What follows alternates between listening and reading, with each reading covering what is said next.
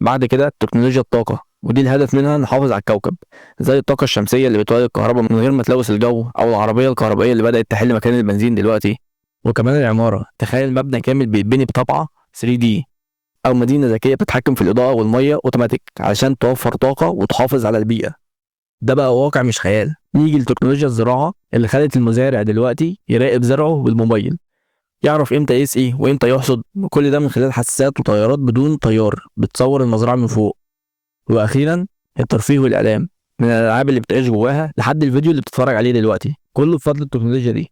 هي اللي خلتنا نقدر نتكلم، نتعلم ونتسلى بطرق ما كانتش ممكنة زمان. يعني لما تبص حوالين نفسك هتكتشف ان التكنولوجيا مش حاجة واحدة، هي ملايين التفاصيل اللي خلت حياتنا اسهل، اسرع، واحيانا كمان امتع. بس السؤال الحقيقي، هل دايما بيكون ليها جانب ايجابي بس، ولا في تمن بندفعه؟ دلوقتي خلينا نتكلم بصراحة، التكنولوجيا غيرت حياتنا بالكامل. النهارده تقدر تتكلم مع اي حد في اي مكان في العالم في ثواني، تتعلم اي حاجة من غير ما تخرج من بيتك، وتشتغل حتى لو ما عندكش مكتب ولا شركة، كل ده بسبب التكنولوجيا. بس الموضوع مش كله وردي،